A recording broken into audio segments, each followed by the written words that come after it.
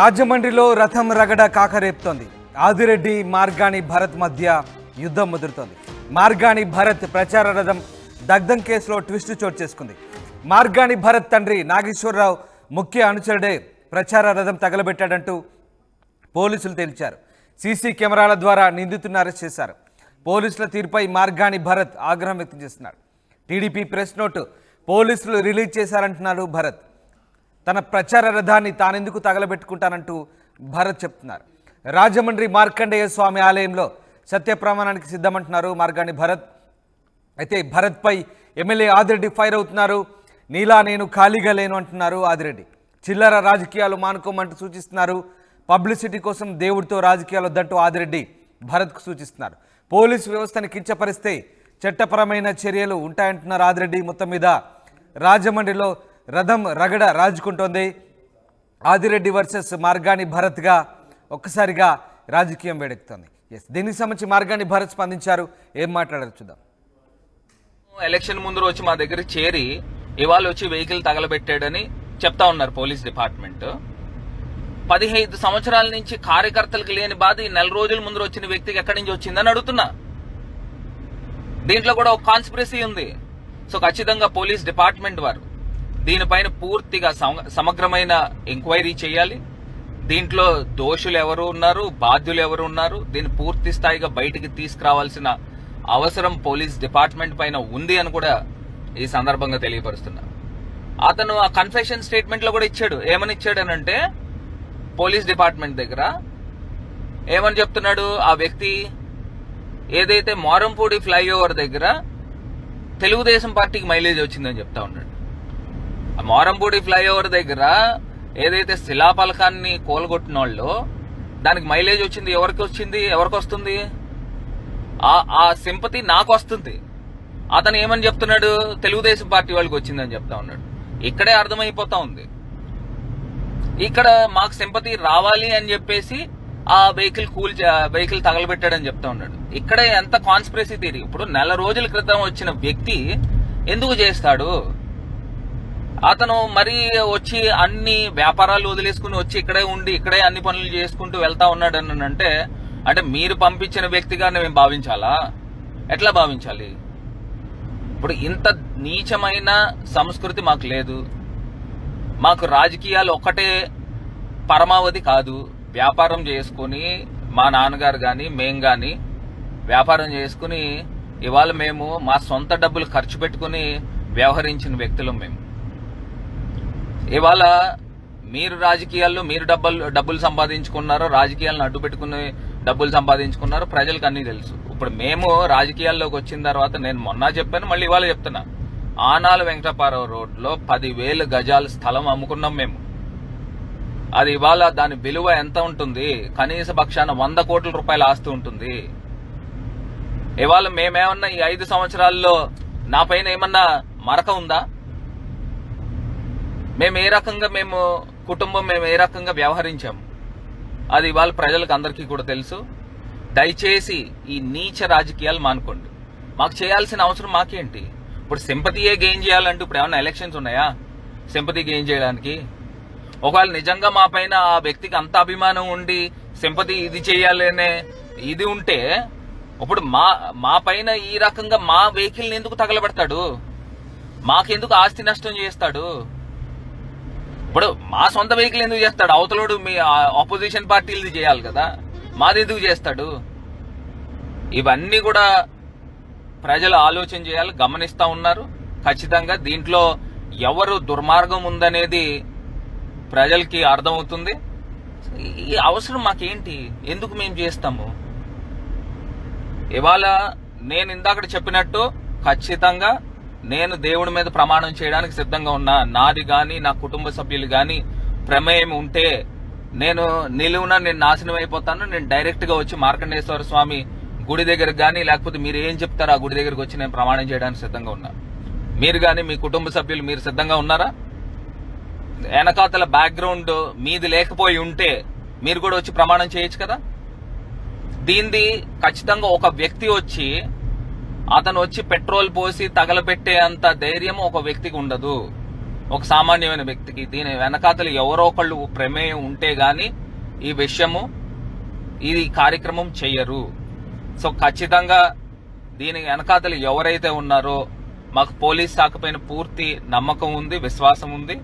దీన్ని బయటికి తీసుకురావాల్సిన అవసరం కూడా పోలీస్ డిపార్ట్మెంట్ పైన ఉంది అని కూడా ఈ సందర్భంగా తెలియపరుస్తూ, మరి ఇవాళ ఈ రకమైన దుష్ప్రచారం చేయడం కూడా నిజంగా చాలా బాధాకరం, శోచనీయం. ప్రజలన్నీ కూడా గమనించాలి, తెలుసుకోవాలని ఈ సందర్భంగా తెలియపరుస్తూ మరి థ్యాంక్ యూ. రేపు కూడా ఖచ్చితంగా ప్రెస్ మీట్ పెట్టి దీని యొక్క పూర్వాపరాలు పూర్తిగా లోతుగా వెళ్లి దీని వెనకాతలు ఎవరున్నారు, ఎవరు చేయించారనే అంశాలను కూడా బయటికి తీసే కార్యక్రమం చేపడతానని ఈ సందర్భంగా తెలియపరుస్తూ థ్యాంక్ యూ సో మచ్. ప్రజలకి నమస్కారం. గత కొన్ని రోజులుగా వైఎస్ఆర్సీపీ మాజీ పార్లమెంట్ సభ్యులు భరత్రామ్ తన ప్రచార వైఖరిని ఓర్వలేనితనంతో తెలుగుదేశం పార్టీ వాళ్ళు దగ్ధం చేశారని, సింపతి కోసం విశ్వ ప్రయత్నం చేయడం మనందరం కూడా చూసాం. ఇప్పుడే నాకు పోలీసు వారి ద్వారా అందిన సమాచారం పరంగా ఈ వైఖరిని ఏదైతే వైఎస్ఆర్సీపీ భరత్రామ్ ప్రచార రథాన్ని వాళ్ళ పార్టీ వారే, తనకి సంబంధించిన వ్యక్తులే సింపతి కోసం వారి వైఖరిని వారే కార్చేసుకున్నారని ఇప్పుడే నాకు గౌరవ ఎస్పీ గారు తెలియజేశారు. చాలా దురదృష్టకరం. రాజమహేంద్రవరంలో ఎప్పుడు ఇలాంటి సంస్కృతి సాంప్రదాయాలు లేవు. ఓటమి భయంతో, ఓర్వలేని తనంతో ప్రజల్లోకి సింపతి తెచ్చుకోవడానికి ఇలాంటి చీప్ పాలిటిక్స్ వైసీపీ వాళ్ళు చేస్తారని మాత్రం నేను ఎప్పుడు కూడా ఊహించలే. ఇది ఒక నగర ప్రజలకి తెలియాలని తెలియచేస్తూ శనివారం నాడు డీటెయిల్డ్ ఇన్వెస్టిగేషన్ రిపోర్ట్ తోటి ప్రెస్ మీట్ పెడతాం. వీరి యొక్క చీప్ పాలిటిక్స్ రాజమండ్రి ప్రజలకే కాదు, రాష్ట్రంలో అందరికీ తెలియాలి. వైసీపీ పార్టీ వారు వారి ప్రచార రథాలను వాళ్ళే కాల్చేసుకొని దాన్ని మళ్ళీ తెలుగుదేశం పార్టీ వారికి ఆపాదిస్తూ ప్రజల్లోని ఇది ఒక విధమైన పాలిటిక్స్ తోటి, సింపతి పాలిటిక్స్ తోటి ప్రజల్లోకి రావడానికి ప్రయత్నాలు చేస్తూ ఉన్నారు. అది ప్రజలకి తెలియాల్సిన అవసరం ఉంది. రాజమండ్రి ప్రజలు గమనించగలరు. శనివారం నాడు ప్రెస్ మీట్ పెట్టి రాష్ట్ర ప్రజలకు కూడా తెలియజేసే బాధ్యత మేము తీసుకుంటామని సందర్భంగా తెలియజేస్తాం. అయితే మార్గాని భరత్ ప్రచార రథం దగ్ధం కేసులో ట్విస్ట్ చోటు చేసుకుంది. మార్గాని భరత్ తండ్రి నాగేశ్వరరావు ముఖ్య అనుచరుడే ప్రచార రథం తగలబెట్టాడంటూ పోలీసులు తేల్చారు. సీసీ కెమెరాల ద్వారా నిందితుని అరెస్ట్ చేశారు. అయితే పోలీసుల తీరుపై మార్గాని భరత్ ఆగ్రహం వ్యక్తం చేశారు. టీడీపీ ప్రెస్ నోటు పోలీసులు రిలీజ్ చేశారంటున్నారు భరత్. తన ప్రచార రథాన్ని తానెందుకు తగలబెట్టుకుంటానంటున్నారు. రాజమండ్రి మార్కండేయ స్వామి ఆలయంలో సత్య ప్రమాణానికి సిద్ధమా అంటూ మార్గాని భరత్ ఎమ్మెల్యే ఆదిరెడ్డికి సవాల్ విసిరారు. అయితే మార్గాని భరత్పై ఎమ్మెల్యే ఆదిరెడ్డి ఫైర్ అయ్యారు. నీలా నేను ఖాళీగా లేను, చిల్లర రాజకీయాలు మానుకు అంటూ ఆదిరెడ్డి భరత్కు సూచించారు. పబ్లిసిటీ కోసం దేవుడితో రాజకీయాలు వద్దంటున్నారు ఆదిరెడ్డి. పోలీస్ వ్యవస్థను కించపరిస్తే చట్టపరమైన చర్యలు ఉంటాయంటున్నారు. మొత్తం మీద ఇద్దరి నేతల మధ్య మాటల యుద్ధం చోటు చేసుకుంది, వివాదం ముదురుతోంది. ముఖ్యంగా మార్గాని భరత్ ప్రచార రథాన్ని తగలబెట్టిన అంశం ప్రస్తుతం రాజమండ్రిలో హాట్ టాపిక్గా మారింది. ప్రకాష్ జైన్ అవుతున్నారు. ప్రకాష్, మార్గాని భరత్ ప్రచార రథం తగలబెట్టిన కేసు ప్రస్తుతం ముదురుతోంది. అసలు ఈ ప్రచార రథాన్ని ఎవరు తగలబెట్టారని పోలీసులు నిర్ధారించారు? ఎందుకు తగలబెట్టినట్టు? ఇద్దరు నేతల మధ్య మాటల యుద్ధం ఎందుకు కొనసాగుతుంది? రామదాస్, ప్రధానంగా రాజమండ్రిలో రథం రగడైతే కొనసాగుతుందని చెప్పాలి. యువ నాయకులు ఎవరైతే ఉన్నారో, అలాగే మార్గాని భరత్ మాజీ ఎంపీకి, అలాగే ఇప్పుడు ఉన్నటువంటి ఎమ్మెల్యే ఆదిరెడ్డి వాసుకి మధ్య అయితే మాటల యుద్ధం తారాస్థాయికి చేరుతుందని ప్రధానంగా చెప్పాలి. ఏదైతే గత నెల 28వ తేదీన వైసీపీకి సంబంధించినటువంటి ఎంపీ మాజీ ఎంపీ భరత్ కార్యాలయంలో రథం తగలడం కూడా ఇద్దరి మధ్య కూడా మాటల యుద్ధానికి అయితే తెరలేపిందని ప్రధానంగా చెప్పాలి. ఎందుకంటే గత 28వ తేదీన జరిగినటువంటి రథం దగ్ధం టీడీపీ నాయకులే రథాన్ని కార్యకర్తలే తగలబెట్టారని చెప్పేసి మార్గాని భరత్ దీనిపై పూర్తి విచారణ చేయాలని ఒక పక్కన ప్రధానంగా డిఐజీ కూడా లేఖ ఇవ్వడం జరిగింది. దీనిపై పూర్తి విచారణ చేపట్టాలని గత కొన్నాళ్ళ నుంచి కూడా మార్గాని భరత్ కూడా చెప్పడం జరిగింది. ఈ నేపథ్యంలో పోలీసులు అయితే ప్రధానంగా ట్విస్ట్ ఇచ్చారు. వైసీపీ కార్యకర్తే రథం తగలడానికి ప్రధాన కారణం అంటూ ప్రధానంగా ఎవరైతే అనుచరుడు భరత్ సంబంధించినటువంటి అనుచరుడు శివాజీ తన తండ్రి నాగేశ్వరరావుకి ముఖ్య అనుచరుడుగా పోలీసులు అయితే నిర్ధారణకు వచ్చారు. అక్కడ ఉన్నటువంటి ఈసీ ఫుటేజ్లు అన్ని కూడా ఆధారంగా అన్ని కూడా తీసుకురావడంతో అక్కడ ప్రధానంగా ఎవరైతే ఉన్నారో శివాజీయే ప్రధాన ముద్దాయిగా తేల్చి పోలీసులు అయితే మీడియా ముందు అయితే పెట్టడం జరిగింది. ఈ నేపథ్యంలో మార్గాని భరత్ కూడా దీనిపై స్పందించారు. అంతేకాకుండా టీడీపీ ఇచ్చినటువంటి స్క్రిప్ట్ నే ఈ యొక్క పోలీసులు చదివారంటూ మార్గాని భరత్ కూడా ఫైర్ అయిన పరిస్థితి ప్రధానంగా ఉంది. అందులో ముఖ్యంగా మాకు రథాన్ని మా నాయకుల చేత ఎందుకు తగలబెట్టుకుంటాం, అలాగే టీడీపీ నాయకులు ఒక కోవర్టు రాజకీయానికి తెరలేపారు. అలాగే నెల రోజుల క్రితం టీడీపీకి సంబంధించినటువంటి మీడియా కోఆర్డినేటర్ గా పనిచేస్తున్నటువంటి శివాజీ తనైతే నెల రోజుల క్రితం వైసీపీలో రావడం జరిగింది.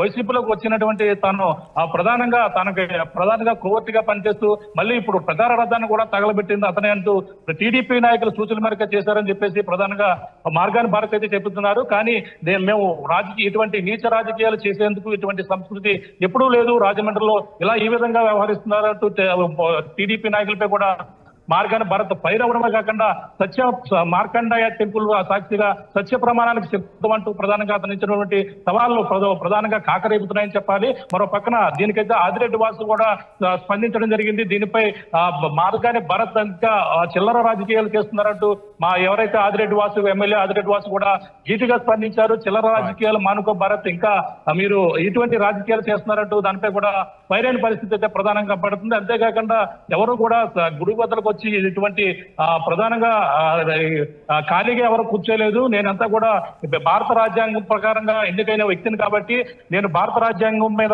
ప్రమాణం చేసి చెప్తాను, ఇటువంటి రాజకీయాలు నేను ఎప్పుడు చేయను, ప్రజలు ఎన్నుకున్నటువంటి నాయకుడు కాబట్టి ప్రజలే దీనికి సమాధానం చెప్తారంటూ ప్రధానంగా మేము ఎప్పుడు ఖాళీగా కూర్చోలేదు, ప్రజా సమస్యలపై దృష్టి పెట్టినట్టు ఆదిరెడ్డి వాసు అయితే దీనిపై చీటుగా సమాధానం చెప్పినటువంటి పరిస్థితి ఉంది. ఇరువురు మధ్య ఈ విధంగా మాటల యుద్ధం అయితే తారాస్థాయికి చేరింది. ఈ రోజు మళ్ళీ మార్గాని భారత్ కూడా ప్రెస్ మీట్ పెట్టి దాని సమాచారం మళ్ళీ ధీటుగా ఆదిరెడ్డి వాసు కౌంటర్ ఇచ్చేందుకు అక్కడ రెడీ అయిన పరిస్థితి ప్రధానంగా ఉంది. ఏదేమైనా రాజమండ్రిలో ఈ రథం దగ్ధం అనేది ఇద్దరి మధ్య కూడా యువ నాయకులు ఇద్దరి మధ్య కూడా తారాస్థాయికి మాటల యుద్ధం చెలరేగుతుందని మనకు ప్రధానంగా చెప్పాలి. Ramdas. Right, yes, thank you Prakash. ఇది మొత్తం మీద రాజమండ్రిలో రథం రగడ కాకరేపుతోంది. ఆదిరెడ్డి మార్గాని భరత్ మధ్య యుద్ధం ముదురుతోంది. మార్గాని భరత్ ప్రచార రథం దగ్ధం కేసులో ట్విస్ట్ చోటు చేసుకుంది. అయితే మార్గాని భరత్ తండ్రి ముఖ్య అనుచరుడే ప్రచార రథం తగలబెట్టాడంటూ పోలీసులు తేల్చారు. సీసీ కెమెరాల ద్వారా నిందితుని కూడా అరెస్ట్ చేశారు. కానీ పోలీసుల తీరుపై భరత్ మాత్రం ఆగ్రహం వ్యక్తం చేస్తున్నారు. అయితే నిందితుడిని అరెస్ట్ చేశామని పోలీసులు చెప్తున్నారు, సీసీ కెమెరా ద్వారా గుర్తించామంటున్నారు. పోలీసులు ఏం చెప్తున్నారు ఒకసారి చూద్దాం. 8 నైట్ 11 o'clock అప్పుడు మార్గాని భారత్ ఎస్టేట్స్లో ప్రచార రథం తగలబడింది అనే ఇన్సిడెంట్ మీద మేము ఎఫ్ఐఆర్ రిజిస్టర్ చేయడం జరిగింది. ఎఫ్ఐఆర్ రిజిస్టర్ చేసిన వెంటనే ఒక 4 టీమ్స్ ఫామ్ చేశాము. ఈ ఇన్సిడెంట్ ఎవరు చేశారు అనేది ఐడెంటిఫై చేయడానికి ఈ 4 టీమ్స్ ఫామ్ చేయడం జరిగింది. ఈ 4 టీమ్స్ కూడా ఎవరు చేశారని ఐడెంటిఫై చేసిన క్రమంలో ఈ టెక్నికల్ ఎవిడెన్స్ ద్వారా ఒక పర్సన్ ఐడెంటిఫై చేశాము. అతని పేరు దంగేటి శివాజీ. ఇతనుకి జగదీశ్వరి ఇండస్ట్రియల్ అనే అల్యూమినియం కంపెనీ ఉంది. ప్రొపరేటర్ అతనికి ఈ తాడితోటలో ఉంది. ఈ శివాజీ అనే అతను ఒక 6 months నుంచి వైఎస్ఆర్సీపీ పార్టీలో కార్యకర్తగా ఉంటున్నారు. అదేవిధంగా మాజీ ఎంపీ భరత్ గారి యొక్క తండ్రి గారి అయిన నాగేశ్వరరావు గారి దగ్గర ముఖ్య అనుచరుగా ఉంటూ most of the time Margani ఎస్టేట్స్లో స్పెండ్ చేసేవారు.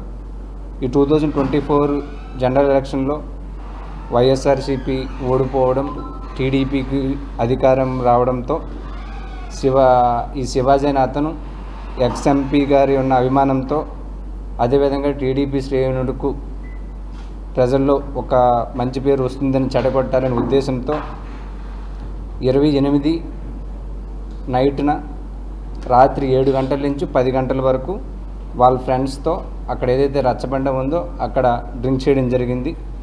డ్రింక్ చేసిన తర్వాత అతను అక్కడి నుంచి బయలుదేరి తాడితోటలో ఉన్న అతను అల్యూమినియం షాప్ వద్దకు వెళ్ళి అతను ముందుగానే వేసుకున్న ప్లాన్ ప్రకారం షాపు దగ్గర ఉన్న మోటార్ సైకిల్ ఉంది ఇతనికి. ఆ మోటార్ సైకిల్ నుంచి కొంత పెట్రోల్ అనేది ఒక కవర్లోకి తీశాడు. అదేవిధంగా ఆ షాప్ పక్కన ఏదైతే ఇంకొక షాప్ ఉందో అక్కడికి వెళ్ళి ఈ మస్కిటో రిపెల్లెంట్స్ తీసుకున్నాడు. మస్కిటో రిపెల్లెంట్స్ తీసుకోవడం జరిగింది. ఈ మస్కిటో రిపెల్లెంట్స్కి ఒక 4 మ్యాచ్ స్టిక్స్ని కట్టి ఈ ఏదైతే ఆల్రెడీ కలెక్ట్ చేసిన పెట్రోలు ఈ మస్కిటో రిపెల్లెంట్తో ఉన్న మ్యాచ్ స్టిక్స్ రెండూ కూడా తీసుకొని ఒక 10:30 సమయంలో అక్కడెక్కడైతే ఈ క్యాంపెయినింగ్ ప్రచార రథం ఉందో అక్కడికి వెళ్ళి ఈ క్యాంపెయినింగ్ వెహికల్ యొక్క ఫ్రంట్ వెహికల్ లెఫ్ట్ వీల్ మీద ఈ సెటప్ చేసి అక్కడి నుంచి వెళ్ళిపోవడం జరిగింది. ఈ పెట్రోలు అదేవిధంగా మ్యాచ్ స్టిక్ ఆ మస్కిటో రిపెల్లెంట్ అంటించేసి అక్కడి నుంచి వెళ్ళిపోయాడు. అతను వెళ్ళిపోయిన కొంత టైం తర్వాత, కొన్ని మినిట్స్ తర్వాత ఈ స్లోగా ఏదైతే ఈ మస్కిటోకి రిపెల్లెంట్ ఉన్న అగ్గి అనేది ఈ మ్యాచ్ స్టిక్ ద్వారా బర్న్ అయ్యి ఆల్రెడీ అక్కడ పెట్టిన పెట్రోలు బర్న్ అయ్యి స్లోగా ఆ ఫ్రంట్ వీల్ నుంచి స్టార్ట్ అయ్యి అంతా కూడా ఈ ప్రచార రథం అనేది కాలిపోవడం జరిగింది. ఆ తర్వాత ఇతనికి ఆ ఫ్రెండ్ అయిన బాలు అనే అతను ఈ శివాజీకి కాల్ చేసి ఈ పోలీస్ వాళ్ళు ఎవరు ఎంపీ ఆఫీస్ దగ్గరికి వచ్చారు అని అంటే, ఈ ఎవరైతే ఈ ముద్దాయి ఉన్నాడో శివాజీ, నాకేం తెలియదు, నేను ఇంట్లో ఉన్నాను అనేసి చెప్పడం జరిగింది. అదేవిధంగా అదే టైంలో నాగేశ్వరరావు గారికి కూడా కాల్ చేసి ఏం జరిగింది, పోలీసులు అక్కడ ఉన్నారు అని అడిగితే అతను నేను కనుక్కొని చెప్తాను అని చెప్పి ఒక 5 minutes తర్వాత ఈ శివాజీకి కాల్ చేసి ఎవరో గుర్తు తెలియని వ్యక్తులు ఈ ప్రచార రథానికి నిప్పు పెట్టడం జరిగింది అనే విషయం కూడా అతనికి చెప్పడం జరిగింది.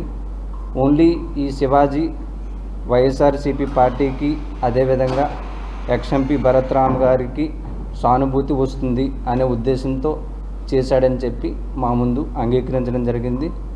ఈ పర్సన్ని జ్యుడిషియల్ రిమాండ్కి పంపడం కూడా జరుగుతుంది. ఈ ఏదైతే ఇన్సిడెంట్ని చాలా తక్కువ టైంలో ఐడెంటిఫై చేసినందుకు SP east Godavari sir, CI Bommuru, అదేవిధంగా అతని టీంని కూడా అభినందించడం జరిగిందండి. థ్యాంక్ యూ అండి, థ్యాంక్ యూ సో మచ్.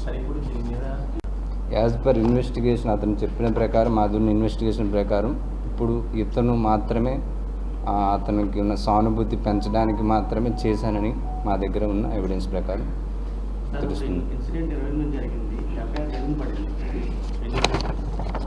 మాకు కంప్లైంట్ వచ్చిన వెంటనే రిజిస్టర్ చేయడం జరిగింది. కంప్లైంట్ ఏ రోజైతే మీరు సెకండ్లోనే ఇన్సిడెంట్ రిజిస్టర్ చేయడం జరిగింది. మా వైపు నుంచి అయితే మాత్రం ఎలాంటి డిలే లేదు. ఆయన డైరెక్ట్గా డీజీపీ గారికి ఇచ్చినట్టు చెప్పారు రిప్రజెంటేషన్. మాకైతే స్టేషన్ డేట్ ఉందో ఆ రోజు మా స్టేషన్కి వచ్చి ఫిజికల్గా ఇవ్వడం జరిగింది. మా దగ్గర నుంచి ఎలాంటి డిలే అయితే లేదు. ప్రీ ప్లాన్ ముందు చేసిన ప్లాన్ ప్రకారమే నేను చెప్పినట్టు ఆ రోజు అక్కడ తాగిన తర్వాత అతని యొక్క అల్యూమినియం ఫ్యాక్టరీకి వెళ్ళి ప్లాన్ ప్రకారమే చేయడం జరిగిందని మా దగ్గర అతను అంగీకరించడం జరిగింది. దీనికి ప్రాపర్ టెక్నికల్ ఎవిడెన్స్ అవన్నీ కూడా మేము కలెక్ట్ చేయడం కూడా జరిగింది. దీనికి 435 IPC వేయడం జరిగింది. 435 IPC. ప్రీవియస్ ఒక కేసు ఉందన్నారు, అంటే ఏదో కొట్లాట కేసు ఉందని అన్నారు 2010లో. ఇంకా 2010లో ఒకటి ఉందని అంటున్నారు. జస్ట్ ఒకసారి రికార్డ్స్ వెరిఫై చేయాలి. అంటే 2010 అంటే ఒక 15 సంవత్సరాలు కాబట్టి ఆన్లైన్ ఇంకా చూడాలి ఒకసారి. ఎస్, నేను చెప్పేది ఏంటంటే అందరికీ కూడా ప్రతి వ్యక్తికి వాళ్ళ పార్టీ మీద అభిమానం ఉంటుంది. కానీ మీరు ఏదో ఒక పార్టీకి సానుభూతి పెంచాలని చెప్పి ఇలాంటి ఇన్సిడెంట్స్, ఇలాంటి యాక్టివిటీ ఎవరు చేయొద్దు. అనవసరంగా చేసి కేసెస్ బుక్ చేసి వాళ్ళ మీద క్రిమినల్ హిస్టరీ అనేది మీరు క్రియేట్ చేసుకోవద్దు. ఇది ఇంకోసారి ఎవరు కూడా రిపీట్ చేయకూడదని మీరు చెప్తున్నాను పబ్లిక్ అండి. ఏదండి? నో, అది అతను చెప్పిన ప్రకారం ఆల్రెడీ మీకు చెప్పినట్టు అది ఒకటే అని కాదు. మొత్తం ప్రతి దగ్గర ఎక్కడైతే మనకి ఉన్న సీసీటీవీ ఫుటేజ్, టెక్నికల్ ఎవిడెన్స్ అవన్నీ కూడా ఉన్నాయి మా దగ్గర. అది ఒక్క ఆస్పెక్ట్ మీద చేయడం అనేది మాత్రం జరగలేదండి. ఇప్పటికైతే మాత్రం ఇప్పుడున్న ప్రకారం అతను ఒక్కడే చేశారని మా దగ్గర ఉన్న ఎవిడెన్స్. ఫర్దర్గా ఇంకేమైనా వస్తే మేము మళ్ళీ ఇచ్చేది. ఇప్పుడు యాజ్ ఆఫ్ నౌ అయితే అతను ఒక్కడే చేశాడు అనేది అతను అంగీకరించాడు. మా దగ్గర ఉన్న ఎవిడెన్స్ ప్రకారం అంతవరకే ఉంది. ఇతను వాళ్ళతో మద్యం సేవించాడు, వాళ్ళు వెళ్ళిపోయారు. ఆ తర్వాత ఇతను ఒక్కడే అక్కడ చేయడం జరిగింది. వాళ్ళకి వీళ్ళకి సంబంధం లేదు అనేది ఇప్పుడుకున్న ఎవిడెన్స్ ప్రకారం ఇతను ఒక్కడే చేశాడు పార్టీ మీద ఉన్న అభిమానంతో అనేది మాకు చెప్పడం జరిగింది. రెగ్యులర్గా మార్గాన్ ఎస్టేట్స్కి మెయిన్ గేట్ ఒకటి లేకపోవడం, దానివల్ల యాక్సెసిబిలిటీ ప్రజలు ఎవడైనా నైట్ టైం వెళ్ళిపోవడం రావడం, పెద్ద అది ఒక 8 ఎకరాలు ఉండడం వలన దాంట్లో అంతా చీకటిగా ఉండడం, చాలామంది వెళ్ళడం లోపలికి రావడం జరుగుతుంది. అక్కడ ఫ్రంట్ సైడ్ కూడా ఎటువంటి కెమెరాస్ లేవు. దానివల్ల ఆఫీస్లో ఉన్న కెమెరా క్యాప్చర్ అవుతుందంటే ఇంత దూరం రాదండి, కానీ కవర్ అవుతుంది, మ్యాక్సిమం కవర్ అవుతుంది. బట్ ఎదర ఫ్రంట్ కెమెరాస్ ఏమీ లేకపోవడం వల్ల కొద్దిగా ఇబ్బంది అయింది. కొద్దిగా దానికి గేట్స్ అయ్యి లేకపోవడం వల్ల యాక్సెసిబిలిటీ ప్రజలు ఏ టైం అయినా వెళ్ళడం రావడం, లోపల కొద్దిగా రోజు డ్రింక్ చేయడం అయింది జరుగుతూ ఉన్నాయి. Thank you.